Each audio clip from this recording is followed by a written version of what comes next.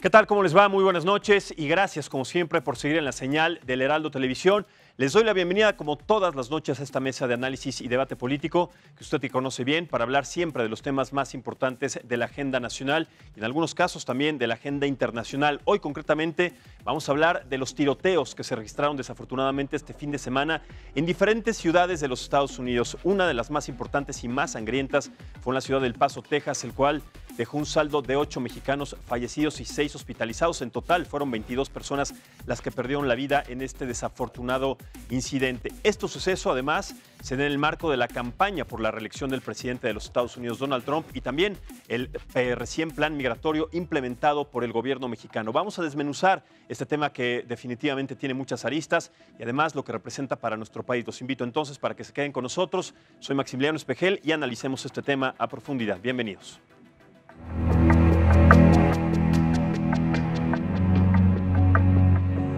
Estas tragedias, tiroteos y balaceras ya son muy comunes en la Unión Americana y el móvil en varios casos son crímenes de odio. Todo apunta a que sí. Hay de alguna manera elementos que de alguna manera sí condicionan o sí dirigen la mirada hacia lo que fue un crimen de odio en contra de hispanos. En lo que va del 2019, la asociación Gun Violence Archive reporta un total de 252 ataques masivos de enero a agosto. El saldo es de más de 1,000 víctimas y la pérdida de la vida de al menos 260 personas. Así hemos sido testigos de distintas masacres en Los Ángeles, California, en Florida, Chicago, en San Diego y en universidades como la de Carolina del Norte o el colegio Highland Ranch en Denver, Colorado, entre otros. Tan solo este año de los más trágicos son el tiroteo en el estado de Virginia en junio, donde murieron 12 personas, y uno de los más recientes en California durante el Festival Gastronómico del Ajo, donde hubieron 3 muertos, 3 heridos y entre ellos un niño de 6 años de edad. Esto es tan solo en 2019, porque en la memoria de los norteamericanos están presentes otras masacres igual o peores como las de este fin de semana. Habla mucho quizás de la cultura, de la educación estadounidense, que quizás hay temas como la soledad, en donde se encuentran muy sometidos por el no triunfo. Año 2017, Las Vegas, Nevada. Se registra una de las peores masacres en la historia de Estados Unidos. Un francotirador disparó sobre el público en una clausura de un festival de música, dejando 58 muertos y más de 500 heridos. 2007, en el campus universitario de Virginia. Un hombre de 23 años de edad entró y disparó contra estudiantes, dejando un total de 32 personas muertas.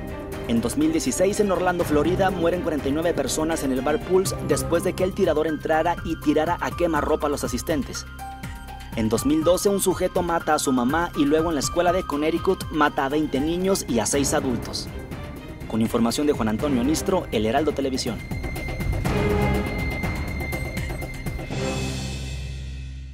Bien, y para platicar de este tema, hoy nos acompaña una mesa muy nutrida. Voy a empezar por presentar a Sergio Torres. Él es estratega líder, por supuesto, de la de Politics 360. Me da mucho gusto, bienvenido y muy buenas noches. Hola Max, buenas noches a todos. Muy buenas noches. También está con nosotros Eunice Rendón. Ella es especialista en temas de migración, también especialista en todas las aristas que representa también este tema. Muchísimas gracias, Eunice, y bienvenida. Gracias.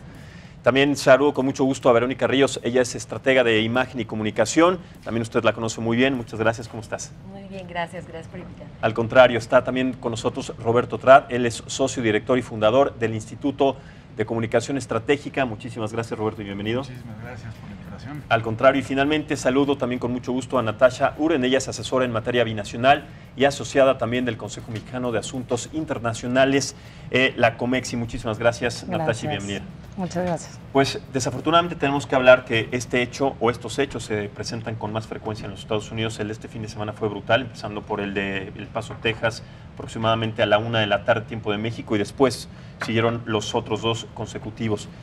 Si tenemos que hablar más allá, primero desmenuzando de lo particular a lo general, de los mexicanos que estuvieron implicados en este acto de terrorismo, como ya se les señaló, ¿cómo podemos catalogar un problema que ya está fuera de control en los Estados Unidos a estas alturas y sobre todo desde que ha iniciado pues, con diferentes tiroteos en Pittsburgh, en Las Vegas, hasta este momento, Robert? Pues bueno, ya se está volviendo algo cotidiano, yo creo, en los Estados Unidos. Es algo que al parecer está fuera de control.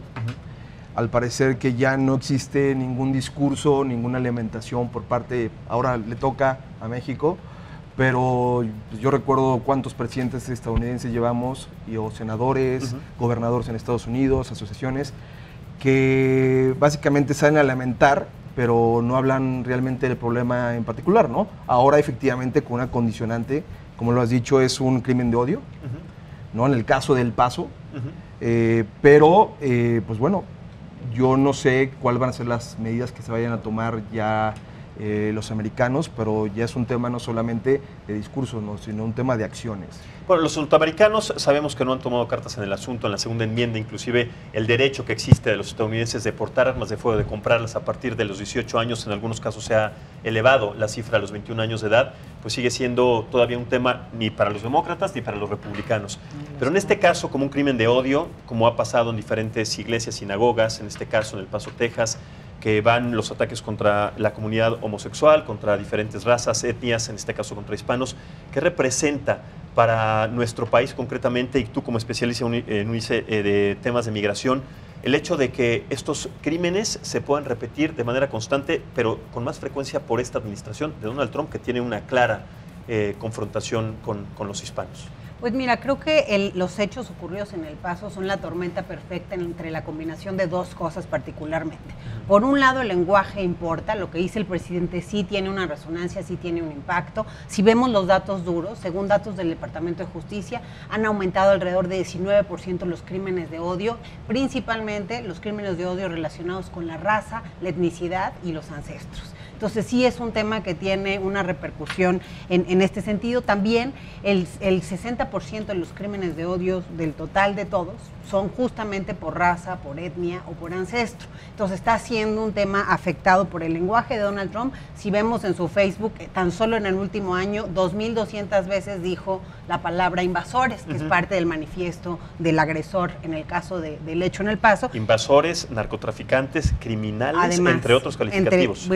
El traficantes de drogas, criminales, que quitan los trabajos, en fin, que atacan a ciudadanos estadounidenses. Entonces todo eso ha afectado, y digo que es la tormenta perfecta porque es la combinación de este racismo y esta xenofobia representada principalmente por el presidente, pero con un eco en muchas personas, en aquel que antes a lo mejor era racista, pero le daba pena, sentía miedo de serlo, pues hoy se siente con toda la capacidad y con toda, digamos, el derecho y el apoyo del presidente para manifestar su odio. Y por el otro lado, el tema de las políticas tan laxas en materia de acceso a armas. 89 de cada 100 norteamericanos poseen un arma, justo por esto que mencionabas. 8 de cada 10 aproximadamente, casi 9. De la segunda enmienda, pero también de ellos, el 43% tiene más de una sola arma. Sí. Asimismo, vemos que Estados Unidos es el segundo lugar, digamos, a nivel internacional en ataques masivos. Ya hay muchos muy famosos, hoy pues hay varios en estas 2 semanas, pero además tiene las principales tasas de homicidios por arma de fuego y 8 veces más. Sus tasas son 8 veces más altas que las de otros países, por ejemplo, siendo el número 1 en materia de suicidio por arma de fuego. Entonces, realmente sí impacta el acceso a las armas, lo hemos dicho, hay evidencia científica, ocasiona más muertes y hace que cualquier conflicto tenga mucho mayor letalidad. Evidencia científica y además las estadísticas, que los números son muy fríos y no mienten. Antes de ir contigo, Vero, te quiero preguntar a ti también tu opinión al respecto sobre esta misma pregunta, Natasha. Bueno, lo que tenemos es un problema de control de armas definitivamente, y aparte tenemos al NRA, National Rifle Association, que lo que da para las campañas, en particular de los republicanos, es enorme. Entonces, poder entrar a un debate serio dentro del Congreso norteamericano sobre una reforma de armas se dificulta muchísimo. ¿Por qué? Porque dependen de estos donativos, dependen para poder seguir manteniéndose en la contienda electoral de estos mismos donativos. Entonces, realmente podernos cuestionar quién va a poner un alto, quién va a retractarse, es muy difícil. Y lo que hoy vemos y lo que hoy está sucediendo es que cada vez se está polarizando más en redes sociales. ¿Por qué? Porque ambas balaceras tuvieron orígenes distintos, ¿no? Y por un lado, uno era demócrata y el otro era un ferviente republicano. Entonces, el tema es dónde para la violencia, ¿no? Y al final también México tiene que entrar en el debate porque esas armas cruzan nuestras fronteras. Claro, y esas armas, de 7 de 10 armas con las que se cometen crímenes en nuestro país, proceden de Estados Unidos. Así es. Así es. Entonces, México hoy fue un buen llamado, ¿no? Hoy el presidente hizo un buen llamado, pero tendría que ser con mucho más enjundia. Correcto. O sea, de la misma manera como hubo una manipulación en el tema de los aranceles, México tiene que aprovechar esta coyuntura y subirse a la mesa y decir hasta aquí. Claro, en un momento vamos a platicar acerca de la reacción del gobierno mexicano, de Marcelo Ebrard, el canciller, en esta conferencia de prensa, también en la mañanera, la reiteración de López Obrador. En un momento tocamos este tema, pero también quiero conocer tu punto de vista, Roberto, acerca de este primer análisis. Bueno, creo que todo se ha dicho, ¿no? Y además es un debate ya añejo, el tema de las armas, es un debate que tiene que ver con lo electoral, y me parece que la única manera de detenerlo es por la vía electoral, ¿no? Y creo que en las próximas elecciones de 2020 sí hay una oportunidad para detener este asunto, ¿no? Va a ser la primera vez que la comunidad hispana sea la minoría más grande de población elegible para votar en los Estados Unidos. Por primera vez en la historia, los hispanos van a llegar al 20% de la población elegible para votar en los Estados Unidos. Y me parece que, si bien para Donald Trump el discurso de polarización, el discurso de odio, le ayudó a ganar la elección presidencial de 2016, hoy el discurso de odio le puede revertir el resultado. Totalmente. Porque se van a unir. Obviamente ningún descendiente de mexicano va a votar por los republicanos. Bueno, no votó por Trump. O sea, en 2016 cerca del 80% de los descendientes de latinos votaron en contra de Trump. Así es. ¿No? Pero bueno, la sorpresa fue que llegó en el estado de Florida, que es en donde prácticamente se decidió la elección. Ahí se decidió, en donde tiene un porcentaje altísimo de latinos. No se explica cómo sucedió ese fenómeno, ¿no? O sea, de los 300 millones. De los 300 millones, 57 millones son latinos, 36 aproximadamente son mexicanos, de origen mexicano. Mayoritariamente mexicanos. Cuando estamos hablando de latinos en Estados Unidos, estamos hablando de un 80% mexicanos. Sí, del 57 a 36 millones. 15% centroamericanos. Correcto. Y el resto de Brasil, Colombia, etcétera. Y efectivamente hay estados que se van a volver clave en las próximas elecciones. Florida es un caso interesante en las elecciones anteriores porque el voto cubano, que es considerado latino, siempre ha sido republicano, y eso te desvía un poco el análisis. Sin embargo, en esta próxima elección que viene, hay estados en los que Trump gana por muy poco margen, donde la cantidad de descendientes de mexicanos y descendientes de latinos que pueden votar, pueden darle la vuelta. Estamos hablando de estados como Arizona, Texas, Nevada, Carolina del Norte, estados que no te esperas, ¿no? En México pensamos, bueno, Chicago, porque hay un montón de mexicanos. Esos estados son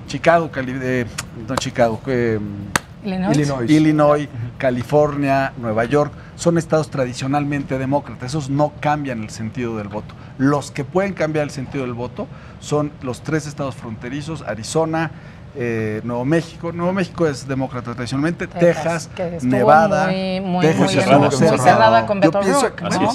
Texas la pueden voltear, pero no la puede voltear el candidato demócrata, la tienen que voltear los latinos organizados votando en contra de Trump. Correcto. Verónica, a ti concretamente te quiero preguntar acerca de la comunicación que tuvimos y que vimos desde el presidente de los Estados Unidos, también el canciller mexicano Marcelo Ebrard, también la reiteración de López Obrador. ¿Cómo ves tú, primero, el primer discurso, el primer mensaje que da, pues parece que desde su oficina, Marcelo Ebrard, después cambia un poco el tono en la conferencia de prensa, y Donald Trump, lo conocemos, se mantiene en la misma postura, aunque un poco más diplomático? ¿Qué lectura le das a esta comunicación y a estos discursos, sobre todo a estas declaraciones después de estos incidentes? Bueno, finalmente es muy importante, obviamente, la postura. En el caso de Ebrard, la postura que tuvo hoy, que, bueno, supuestamente se vio como molesto, obviamente tiene que marcar esa posición, porque la agresión fue directamente, por llamarla de alguna manera, a los mexicanos. En el caso de Trump, bueno, pues es tirar la piedra y esconder la mano, porque finalmente él maneja un discurso bastante polarizado, maneja un discurso bastante xenofóbico. Entonces, el que ahorita salga y, bueno, obviamente tiene que cambiar un poco su discurso, pero finalmente, bueno, creo que ha sido el gran provocador de todo esto. Adicional a que el chico que hizo esto, bueno, el muchacho, dijo que él no estaba influido por Trump, ¿no? Por el discurso, que desde antes él ya tenía ese plan de hacerlo. Pero sí, definitivamente yo creo que tiene que México marcar, como dice, una postura fuerte, donde, bueno, ahorita están pidiendo hasta extradición del muchacho acá a México. Lo cual se ve muy difícil, ¿no? Totalmente. Yo creo que no hay lugar. Sí, no. Pero bueno, finalmente ellos aportan, ellos dicen, pero sí tiene que ver, tienen que mostrarse con mucha fuerza. Yo creo que Ebrard, yo creo que es el momento para que sí se note la manera o la fuerza que él debe de tener siendo como el canciller de aquí de México, ¿no? Correcto, sí, pedir la extradición de este muchacho Cousins aquí a nuestro país para que se le juzgue, creo que es imposible. También yo veo, y díganme qué opinan al respecto, sobre esta declaración, sobre esta demanda que va a tener en contra de la empresa, de la tienda que le vendió esta arma a este chico. Fue Walmart, se sabe que fue Walmart, en donde tienen la libertad, de hecho, por la segunda enmienda, está por ley, que le pueden vender con identificación las armas a una persona, inclusive fue de los únicos negocios, de los pocos negocios que lo subió a los 21 años. ¿Cómo se le puede demandar a una empresa que, bajo ley, dentro de la Constitución de los Estados Unidos, no está cometiendo un delito?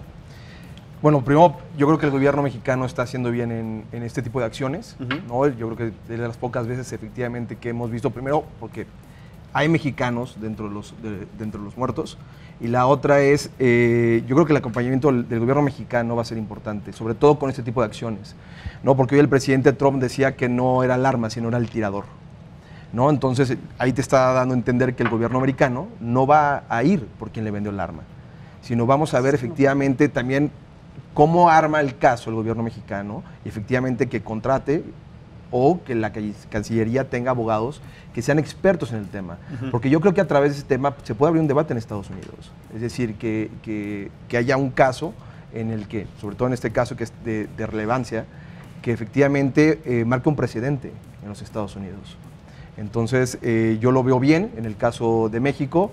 Vamos a ver si efectivamente el gobierno también americano tiene esa voluntad de acompañar al gobierno mexicano en este sentido, para que, digamos, si fue Walmart o ya quien sido en la venta de esta arma, pues tenga cierta responsabilidad, ¿no? Walmart quien quiere que haya sido tiene esa licencia, sí, es legal, tiene esa licencia para venderlo, ¿no? De hecho, Walmart en un comunicado dijo, ante las presiones hasta de los propios empleados, que ellos iban a seguir vendiendo armas, ¿no? Claro. Es que creo que ahí sí se antoja difícil ambas acciones que propone el gobierno. Van a decir los detalles en los próximos días.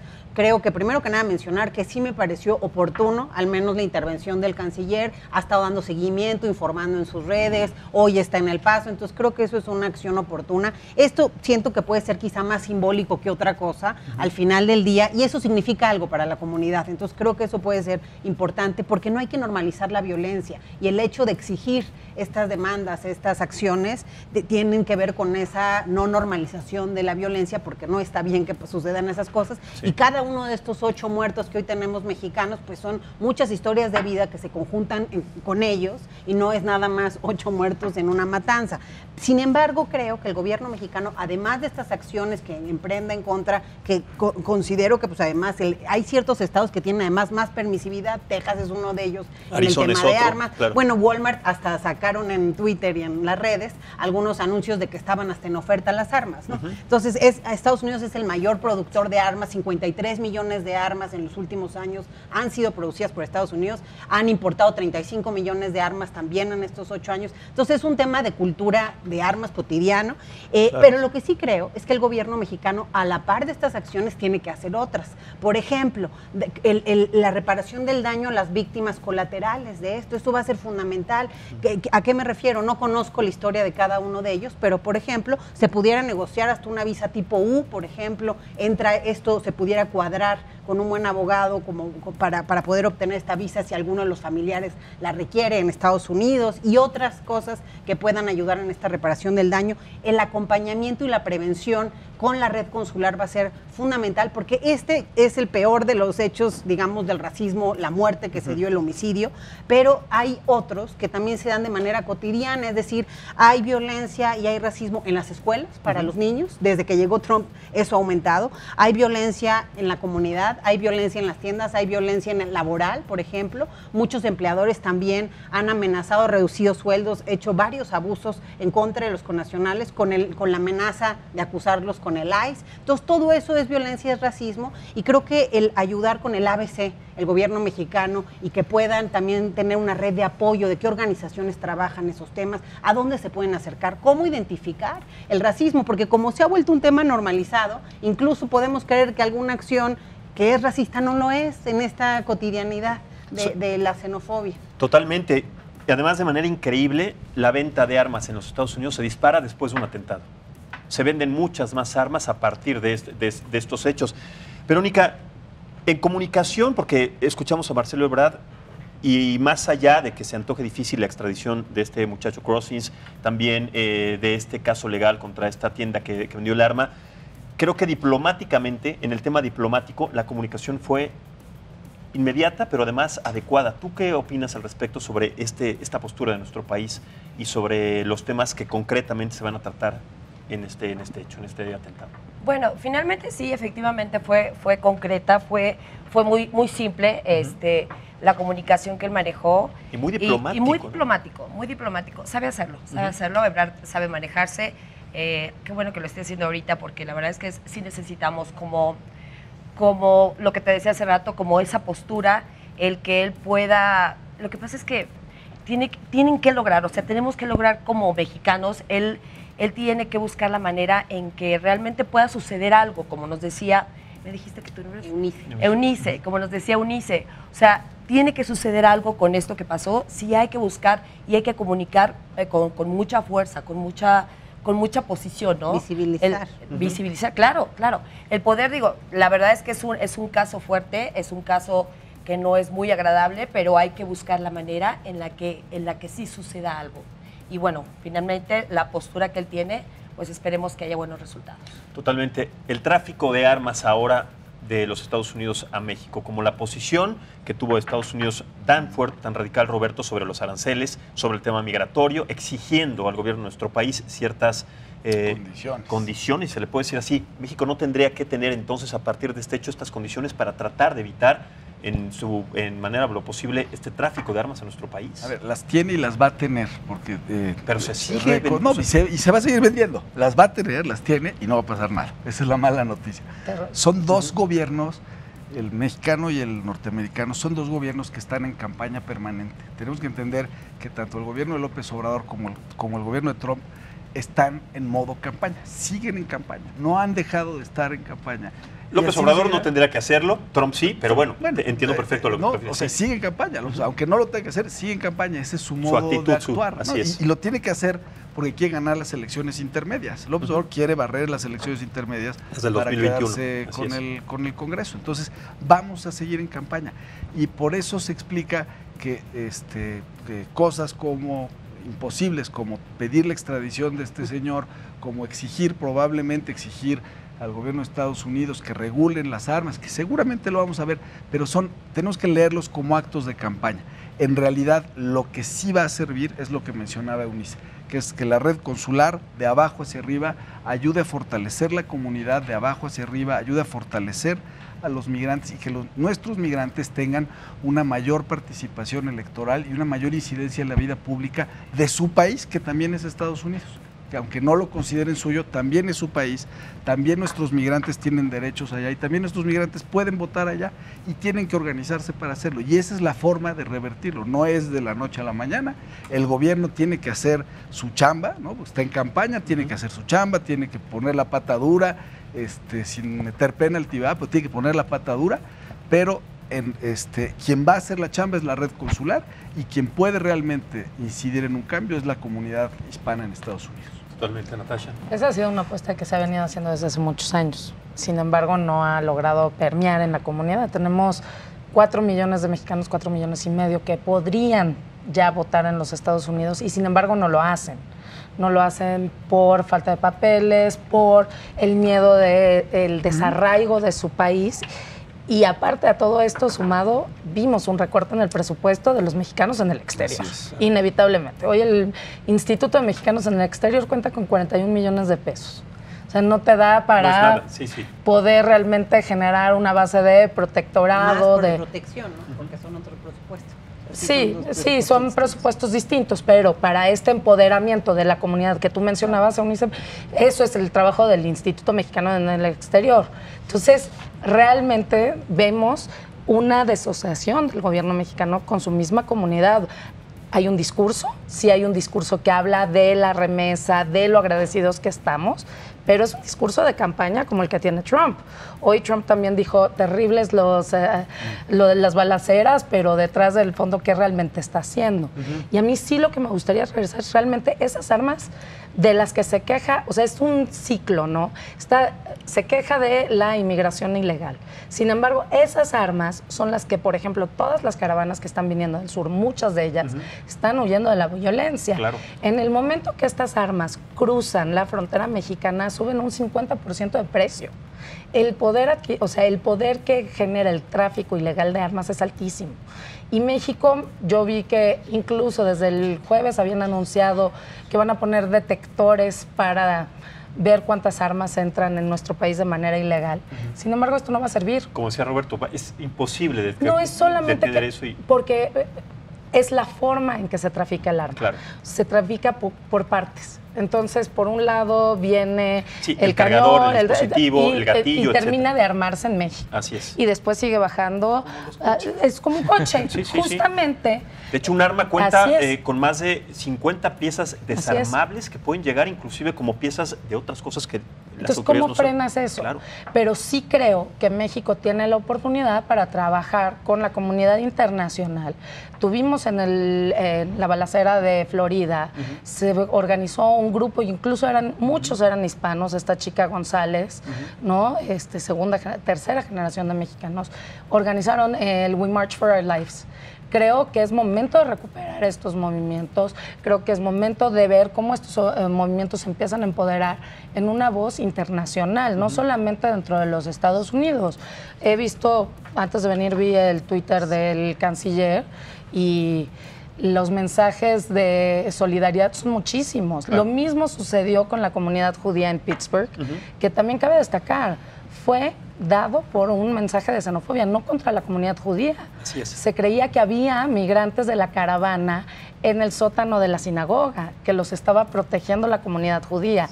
Entonces, se está elevando, ¿no?, la retórica y el mundo lo está viendo. A Israel le está afectando, ¿no?, porque la comunidad judía, o sea, sus comunidades judías, claro que les afectó, se está afectando en los jóvenes. Entonces creo que hay que hacer un llamado un poco como Follow Fridays, ¿no?, este movimiento que tiene esta chica en Suecia, ¿no?, Greta.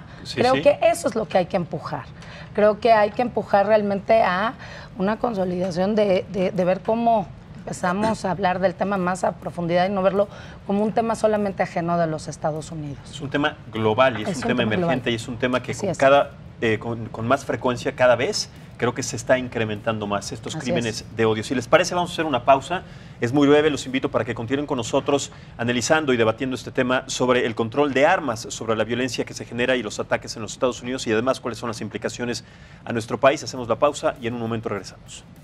Muchas gracias por continuar con nosotros en esta mesa de análisis y debate. Estamos platicando acerca de los tiroteos que surgieron y que se llevaron a cabo este fin de semana, desafortunadamente, en diferentes lugares de la Unión Americana y también las repercusiones que han tenido en nuestro país, allá en los Estados Unidos y en diferentes lugares del planeta. Vamos a recuperar a continuación el audio, los momentos en los que el canciller mexicano Marcelo Ebrard expone su punto de vista, expone el punto de vista y la postura del gobierno mexicano al respecto de este ataque. Lo escuchamos y volvemos. Como la ley mexicana dice que este acto es un acto de terrorismo, la Fiscalía General de la República ya está integrando la carpeta de investigación y será la primera carpeta de investigación de esta importancia en la historia de México sobre terrorismo en territorio de los Estados Unidos.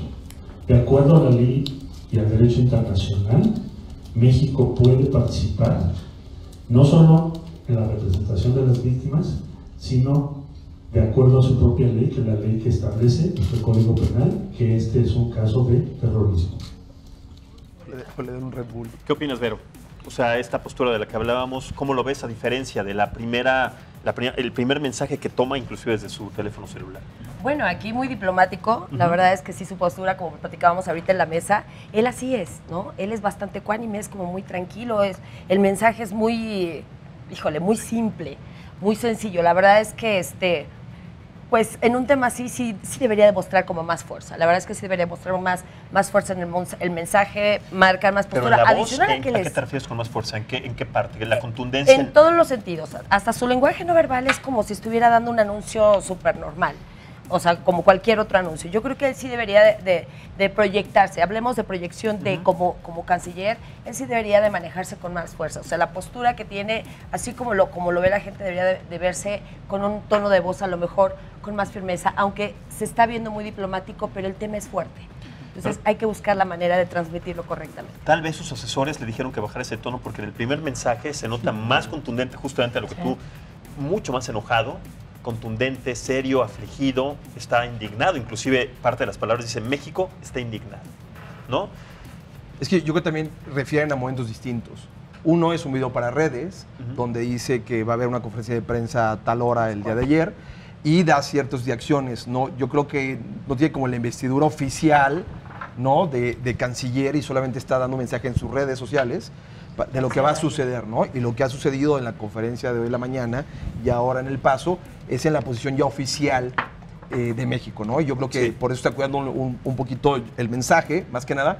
Yo sí creo que debe de ser un poquito mucho más contundente, que tenga más fuerza y sobre todo que proyecten, digamos, la certeza en los pasos que están haciendo. Claro.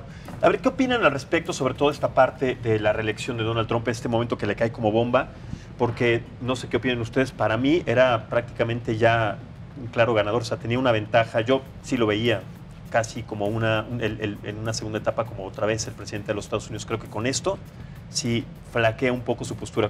¿Qué lectura le ves al respecto sobre este incidente y sobre las consecuencias que pueda tener su Mira, yo creo que él sabe perfectamente bien que esto lo puede erosionar, ¿no? Como lo comentaba Roberto. O si no es que ya lo erosionó. O lo está erosionando. ¿Por qué? Porque su actitud, primero para que él salga, digamos, admita de cierta manera que es un crimen de odio y, digamos, también diga que la supremacía blanca, etcétera, aunque trate de desviar hacia los juegos de video, hacia los medios, como es siempre su característica, pero sabe que esto le puede erosionar. Entonces, él está, yo creo, en un control de daños, más que nada.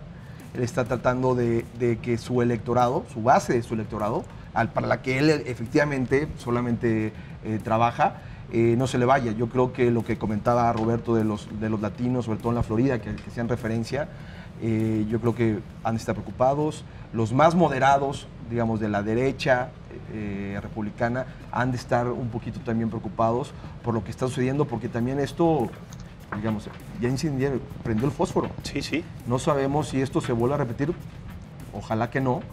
Pero ojalá que no, pero sabemos, si son 250 incidentes en lo que va de este año, solamente de este año, tarde o temprano, pues es que me cuesta mucho trabajo decirlo, pero sabemos que se va a seguir presentando. Estas incidencias son cada vez mayores. ¿Qué opinas, Eunice? Sobre todo esta parte de la campaña en los Estados Unidos. Mira, yo creo que depende todavía de varias cosas. O sea, yo no lo veo tan claro quizá como los demás, esa pérdida de votos de Trump por este hecho. ¿Lo ves como todavía muy fuerte? Todavía, muy firme? yo creo que sigue fuerte. Habría que ver qué pasa en los siguientes días y meses. Y depende de varias cosas. También depende de quién va a ser el candidato demócrata, ¿no? Creo que ese es un factor también muy importante.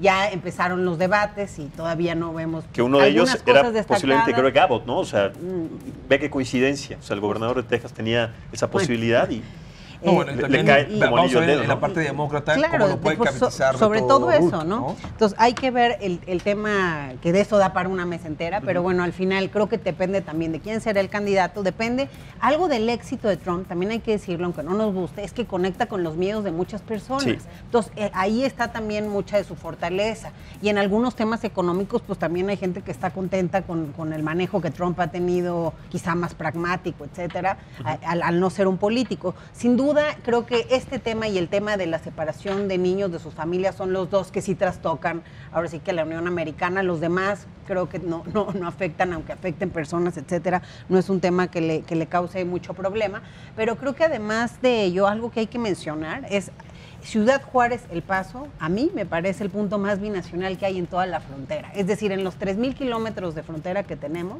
estas ciudades están intrínsecamente juntas, sí. Comparten décadas de historia, comparten lazos profundos, comparten cultura, economía, las personas van y vienen todos los días. Prácticamente el mismo país. Sí, y a lo mejor en otros lados de la frontera suceden cosas similares, pero hay una cosa que es distinta en Ciudad Juárez, El Paso. Es decir, El Paso hacia arriba no tiene ciudades muy cercanas y lo mismo Juárez hacia otras ciudades de Chihuahua. Entonces eso hace que esta comunidad esté especialmente unida y tenga estos lazos históricos, económicos, culturales, muy profundos. 23,000 personas cruzan diariamente, tan solo peatonalmente, por los 6 puentes internacionales que hay ahí. Entonces realmente creo que esto, lo que sucedió ahí es una cosa que duele regionalmente, o sea, duele en Estados Unidos y duele en México, pero algo que poco se ha mencionado afecta también a norteamericanos, no solo a mexicanos, porque ya estamos tan combinados, lo que más compartimos son familias.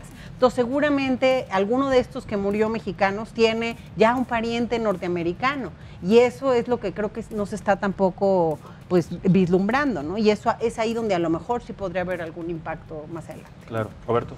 Mira, Florida, que ese es uno de los casos más sonados. Florida, Trump lo gana por 1.2 puntos porcentuales, no es nada. Pero fue un estado estratégico. Pero es un estado estratégico. Ahora, ¿por qué gana Florida y por qué gana Trump? Y yo en aquel entonces coincidíamos mucho con Eunice en los foros sobre la elección de los Estados Unidos. Una de las conclusiones no era tanto que ganó Trump, sino que pierde Hillary. Es decir, Hillary no tuvo la capacidad de convocar a las urnas al mismo número de demócratas que sí tuvo la capacidad de convocar Obama, por ejemplo, o en su momento el propio Bill Clinton. En Estados Unidos la opinión está muy formada, la mitad de la gente es hacia la izquierda y la mitad de la gente va hacia la derecha. Y las elecciones se tratan de ver quién motiva más a su propio electorado. Trump fue mucho más exitoso motivando a su electorado hace 3 años. ¿Por qué? Por su discurso de odio y tal, ¿no? Y Hillary pero no. Bueno, hubo otras implicaciones que fue lo del Russiagate. ¿Crees que sí tuvo esta? Por supuesto que tuvo que ver, pero es la misma. Al final del día, el Russiagate son contenidos, ¿no? O sea, emitidos ilegalmente, pero son contenidos xenofóbicos, contenidos racistas, entregados, si quieres, ilegalmente con una inteligencia tal, pero son contenidos de un discurso xenofóbico. Y ese discurso activó... ¿Y fue un descuido de Hillary también? Fue un descuido. Hillary no logró sacar a votar a los demócratas. Una prueba es la caída, por ejemplo, en el voto afroamericano. ¿Pero consideras que no lo logró por ser mujer o por qué razón? No lo logró porque su campaña fue un desastre. Digo, ya se nos olvidó, pero fue una mala campaña. Incluso se enfermó a media campaña, contestaba mal. Fue una muy mala campaña. La interna que fue dura contra Bernie Sanders. Aparte, perdió mucha gente. Muchos jóvenes, por ejemplo, ¿no? Entonces, la variable que menciona Eunice es importante. ¿Quién va a ser capaz de convocar a todo el descontento anti-Trump, digamos, si no hay una opción que afirme el voto y que lo capitalice para sí? Pues el descontento anti-Trump no se va a transformar en votos y no lo va a derrocar. En eso yo coincido con Eunice. Ahora, sí me parece que el votante más liberal de Trump, que también los tuvo en su momento, ¿no? Que decían, no, hombre, como decían aquí sobre López Obrador, no, hombre, nada más está en campaña, así va a haber aeropuerto. Así decían de Trump, no, hombre, nada más está en campaña, así no va a poner el muro ahí, ¿no? Ese votante sí se va a alejar de las urnas. Entonces yo sí veo un escenario más complicado para la reelección de Trump. Obviamente, digo, la moneda está en el aire, falta muchísimo tiempo, hay muchísimas variables, pero sí se le complica el escenario para su reelección. Pero a ver, quiero hacer un poco de historia y también hacer una referencia en otra latitud, porque fue muy marcado lo que pasó, no recuerdo bien el año, en España, cuando hubo este atentado terrorista en un tren. Exactamente, en ese momento la postura y la demanda de los españoles fue: queremos que el gobierno por el que vayamos a votar tenga este acuerdo y saque a las tropas de Irak, exactamente, que esa era la amenaza y esa fue la razón de los atentados. Bueno, la cantidad de gente que salió a votar y que además ganaron con una contundencia histórica. En España, por primera vez, el partido izquierdista fue contundente a través o a partir de un atentado terrorista. Este atentado terrorista, como se le ha considerado, puede tener entonces estas implicaciones con la cercanía de esta segunda, como un análisis, Natasha, como Yo esta creo que segunda tendremos elección? que ver qué va sucediendo. Todavía estamos a un año, falta Sí. mucho. O sea, entonces ahorita poder alentarnos y decir, ya está perdiendo el electorado por balacera. O sea, yo te mencioné We March for Our Lives. ¿Quién se acuerda de estos muchachos? Salieron miles y miles de jóvenes en todos los estados. Washington lo inundaron y yo te apuesto, hoy no estuvo una mención ni siquiera de estos chicos, ¿no? Entonces, realmente también tenemos electorados de muy poca memoria. Y eso No es un solo gran pasa en riesgo. México, entonces. No, claro que Esa no. Y falta en de memoria. Estados Unidos también tendremos que ver qué pasa. Y la polarización que también puede suscitarse con la elección interna, digo, lo que decíamos, cuando salió Hillary, aparte de ser mala candidata, se polarizó. El electorado joven que estaba con Bernie Sanders decidió no salir a votar. Entonces, vamos a ver qué sucede, porque también esta elección se puede decidir en Idaho. Recuerden que tampoco es una elección como es la nuestra, voto por voto, sino es un colegiado. Entonces, pueden haber 4 en Idaho, 4 votos en Idaho que nos cambian toda la escena. Y si de repente deciden poner los demócratas a una Elizabeth Warren, no va a conectar con el electorado en Idaho. Un Biden probablemente sí lo haga, pero tenemos mucho todavía por ver qué va a estar pasando dentro de la escena de los demócratas. Claro, y dentro de este tema de estrategia de comunicación, Vero, ¿cuál consideras tú que tendría que tener entonces la postura, cuál tendría que ser la postura de los demócratas para tratar de atizar un poco el fuego y sobre todo tratar de encontrar al candidato óptimo, ideal? Y lo que dice Natasha, y sobre todo mantener esta postura de que no se olviden de este hecho, ¿no? Como una promesa de campaña. Que han pasado, Claro, porque bueno, viene uno por semana. pero como una promesa de campaña, porque en los Estados Unidos ahora la gente está exigiendo que se termine este tipo de situaciones de ataques, de hechos terroristas. ¿Cómo podría entrar una estrategia de comunicación dentro de los demócratas para tocar este tema así tan... Bueno, yo creo que deberían de tenerla, o sea, deberían de tener, digo, finalmente, como lo hablábamos anteriormente, no son casos, pero finalmente son coyunturas que van sucediendo, que van teniendo, y bueno, finalmente ellos tienen que aprovecharlas, o sea, tienen que aprovechar todo esto para poder tomar fuerza, ¿no? Fuerza al partido y obviamente buscar el mejor candidato, porque definitivamente sí va a ser, tenía mucha razón Eunice lo que decía, y lo volvemos a tratar. Es importante la contraparte que vaya a tener Trump para ver qué tanto puede afectarle en cuestión a las próximas elecciones. Entonces, sí, definitivamente tiene que ser muy buenas estrategias el Partido Demócrata para poder tener al mejor candidato y que obviamente pueda a causar ese contrapeso, ¿no? Claro, ¿a quién consideran, Eunice, que pueden ser los candidatos más fuertes del Partido Demócrata para competir con Trump? Pues mira, según lo que vimos en el debate, creo que 2 cosas curiosas. Una, que el tema de migración estuvo permanentemente durante el debate y eso creo que también tiene que ver con lo que estamos platicando y con la actitud y acciones que Trump ha emprendido en estos años. A mí me gusta Kamala Harris, pero creo que pues todavía falta, a todos les falta todavía un poquito de fuerza, creo que para competir con Trump. Iremos viendo, ¿no?, en los siguientes debates. Obviamente está Biden, que fue finalmente al que más atacaron todos en el debate porque es el más fuerte. Entonces, bueno, iremos viendo cómo se desarrolla. Pero sin salirnos de estos temas, que esos 2 tendrían que ser uno de ellos Pues dos. igual ya tenemos la fórmula ahí, ¿no? Claro, y sin salirnos de este tema de los ataques y de los atentados, ¿alguno de estos candidatos o posibles candidatos, los más fuertes, podrá retomar y mantener esta postura como una promesa de tratar de hacer algo, de modificar esta segunda enmienda para que se trate de evitar? ¿Cuál podría ser la solución? Yo creo que la más fuerte sería Elizabeth Warren. Creo que es la única que traería por el tipo de electorado, por lo que representa. O sea, ella representa el Bernie Sanders en mujer, un poco más joven, conecta con los jóvenes. Creo que es la única que podría tener inclusive como esa conexión y esa legitimidad por la trayectoria que tiene como senadora, por la trayectoria, por la lucha que ella misma ha dado contra el NRA. O sea, ella realmente, el problema que ahí tenemos es que Elizabeth Warren no conecta con el electorado ni de Idaho, ni de Texas, entonces otra vez se contrapuntean. quién sería el más ideal. Y el tema de las armas va a ser difícil en Estados Unidos. Es un grupo fuerte, le han metido mucha lana, se han metido políticamente. Es más, hubo creo que hasta un intento de meterle lana de la Asociación del Rifle a México. Andaba el senador Preciado ahí con su propuesta de en defensa propia en algún momento. Entonces, creo que todo eso pues, sí se antoja complicado el cambio.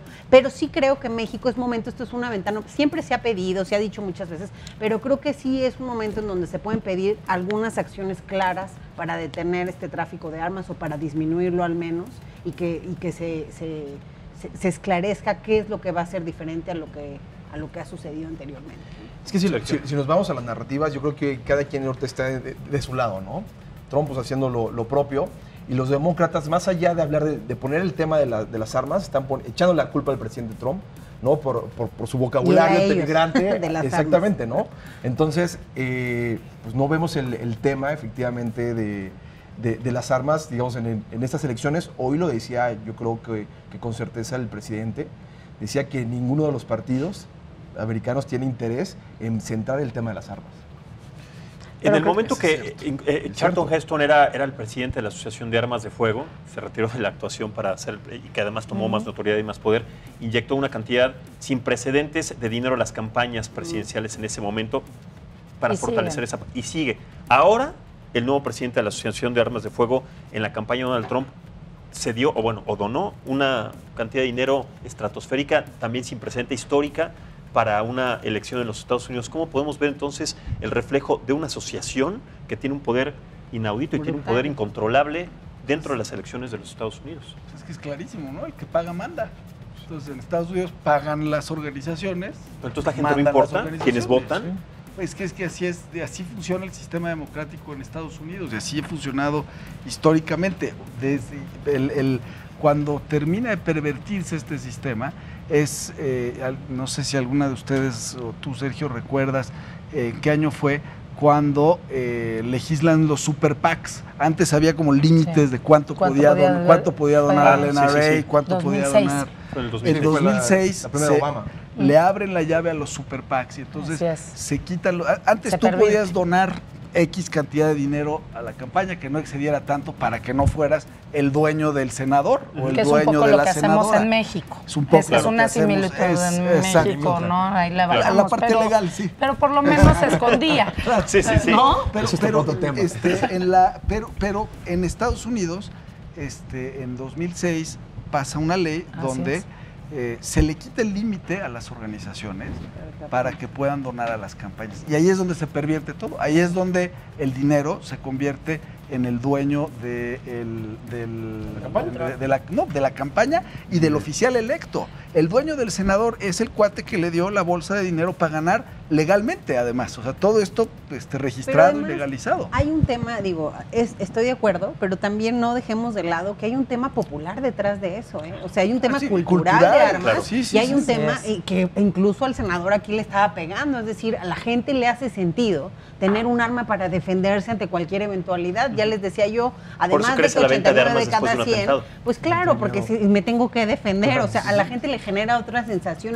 Entonces, creo que, y los políticos pues miden la percepción. Entonces, también creo que por eso es difícil, porque si hay una cultura de armas, también un video que estuvo dando vueltas de una mamá ahí muy feliz porque su hijo estaba jugando con el rifle. 4 años de edad y manipula perfectamente. Bueno, pero tú pones en YouTube tiendas de armas, hay comerciales o shows que hablan por 20 minutos donde están presentando y hablan de AK-47 siendo lo más bajo, que cómo es posible que se estén quejando. Está normalizado.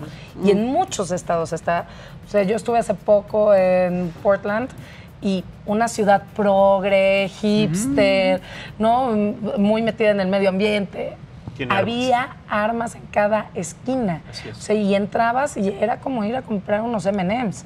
No, o sea, realmente es grave cómo es parte de la sociedad americana y porque se sientan seguros. Claro. Bueno, en este documental de Bowling in Columbine de Michael Moore, que ya se nos olvidó. Bueno, a muchos no se nos olvida, sí, exactamente.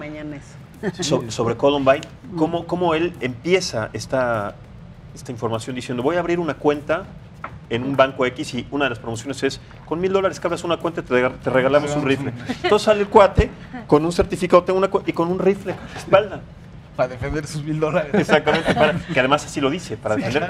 Bueno, es parte de la sociedad americana, entonces eso, y hoy con las redes sociales se viraliza mucho más, se vuelve mucho más accesible y mucho más appealing, es sexy, se vuelve hasta sexy el tema de tener un arma, ¿no? Entonces, sí, ¿cómo controlas también las redes? O sea, sí hay todo un círculo en todo. Hay que hacer un awareness distinto. Creo que sí se tiene que hacer un llamado distinto, empezar a trabajar mensajes de comunicación adecuados. O sea, sí es un trabajo y un llamado internacional, creo, en el tema de las armas y de la xenofobia y del racismo y trabajar desde diferentes instancias. No va a estar fácil, pero sí me parece que por ahí se tiene que empezar a trabajar el tema de cómo haces que permee el mensaje de lo peligroso que es contar con un arma en las personas y que eso significa muertes y letalidad. ¿Qué pasó en Finlandia también, en este atentado? ¿Cuándo nos íbamos a imaginar que un atentado de semejantes consecuencias pasara en un país en donde la violencia es prácticamente nula? Como dice UNICE, es algo que se está repitiendo ya en diferentes latitudes, ¿no, Sergio? No, claro. Yo creo que en todo el mundo, igual por el acceso a Internet, ¿no? Pues las noticias que sucedieron el sábado a mediodía, ya en Australia lo estaban viendo, ¿no? Entonces, obviamente se quienes tiene... también acababan de tener claro, hace poquito tuvieron uno, y aparte grabado, o sea, hasta dónde están llegando las cosas. No, el manifiesto se menciona a varios lugares del mundo, no solo Estados Unidos. Sí. Entonces, pues yo creo que esto es un tema solamente de Estados Unidos, obviamente nosotros porque lo tenemos cerca, porque ahora les tocó a connacionales, ¿no? Pero es un tema que tiene que haber una discusión no solamente, digamos, entre los dos países, sino global. Claro. ¿No? Pero, para cerrar, una conclusión rápida sobre este tema, empiezo contigo, Natasha. Tenemos 30 segundos para cada uno sobre lo que implica y además sobre las consecuencias que puede tener una no regulación de armas de fuego, tanto en los Estados Unidos como en nuestro país. Bueno, nuestro país está regulado entre comillas, pero existe... A mí me gustaría ver una posición de México mucho más firme. Y sí me gustaría... Más firme todavía. Por supuesto. México hace y aporta mucho para la seguridad americana. O sea, nosotros hemos firmado N cantidad de tratados, ASPAN, tenemos una relación de colaboración. O sea, somos un país muy que trabajamos en conjunto. Entonces, México, dentro de este trabajo en conjunto que hacemos, tenemos que hacer un llamado fuerte, tenemos que pedir y sentarnos en las mesas las agencias que nos tocan de ambos lados de la frontera y realmente meternos a fondo. O sea, entra ICE, entra este Bureau de Tabaco y Armas, tenemos que pedirles mayor coordinación también con nosotros, que ahí la verdad es que ellos no nos informan si detuvieron, si no detuvieron, hacia dónde iban. Se está perdiendo información. Roberto, rápidamente, 30 segundos. Primero, son 3 niveles de discusión, en términos de comunicación y de campaña. Creo que los dos gobiernos están haciendo su trabajo. El gobierno de México lo está haciendo bien, Marcelo lo está haciendo muy bien, en términos de comunicación, de campaña, de comunicar certidumbre, de que tiene las manos a la obra. En términos diplomáticos también lo han hecho bien, es decir, en términos diplomáticos se está haciendo la chamba, el due diligence, digamos, de ir a Estados Unidos y hacerla de jamón, todo eso está muy bien. En términos reales de política pública, falta poner, como dicen los gringos, put your money where your mouth is. Sí. Tenemos que reconocer que los mexicanos que viven más allá de nuestra frontera son sujetos de derecho y merecen por derecho la protección del Estado mexicano, y no estamos poniendo el dinero del presupuesto público en ese asunto, en proteger y en garantizar los derechos de los mexicanos más allá de las fronteras. Ahí, tache. Correcto. Vero. Bueno, pues yo creo que algo que es muy importante es cuidar el discurso, ponerle una solución, porque no solamente se utiliza en Estados Unidos, ¿no? como un mensaje xenofóbico, sino hay que cuidar también el discurso que se está manejando en campaña, o no en campaña, sino también aquí en México, que finalmente también va dirigido a algo así, ¿no? Entonces, es importante también, bueno, lo de la regulación de las armas, ya vimos que no va a haber como mucha solución, pero sí en los mensajes que haya, lo que comunicamos en redes, porque finalmente se vuelve para algunos un aspiracional. O sea, imagínate qué triste que esto se puede volver aspiracional y que finalmente, bueno, chicos que no tienen como bien sus facultades también pueden utilizarlo en toda la información que hay en las redes. La verdad es que eso es muy peligroso y bueno, con la libertad que tienen en Estados Unidos para lo de las armas, pues finalmente este es el resultado de lo que hay. Cuidar mucho la comunicación. Pues yo creo que básicamente tres cosas. Uno, hay que cuidar las palabras, sí importa lo que uno dice, el lenguaje importa. La segunda cosa, no a la normalización de la violencia. Estos hechos no son normales y hay que subrayarlos. Creo que el gobierno mexicano tiene que hacer un llamado más fuerte. Me parece que es oportuno la visita del canciller y lo que ya se ha dicho, como lo mencioné, pero creo que, y para cerrar, quizá reiterar en la necesidad de atender a las víctimas colaterales, de la reparación del daño y de generar mecanismos de prevención y acompañamiento de la comunidad para cualquier tipo de acto racista. Correcto, Eunice. 30 segundos rápidamente. Pues básicamente a mí me gustaría ver una postura más fuerte del gobierno mexicano. Todos coinciden. ¿No? Que no solamente quede esto entre gobiernos, yo creo que hablar también de que la sociedad también se involucre, ¿no? Hablar de asociaciones, de psicólogos, no sé, en fin, yo creo que hay múltiples variables en esto y yo creo que también hay que seguir observando efectivamente la carrera presidencial, la reelección del presidente Trump, de tanto del lado republicano como del lado demócrata. Correcto. Para ver qué también podemos hacer de aquí para hablar con nuestros connacionales. Correcto. Muchísimas gracias, Natasha, Roberto, Verónica, muchísimas gracias, Eunice, Sergio, gracias a ustedes y sobre todo gracias también por vernos y escucharnos.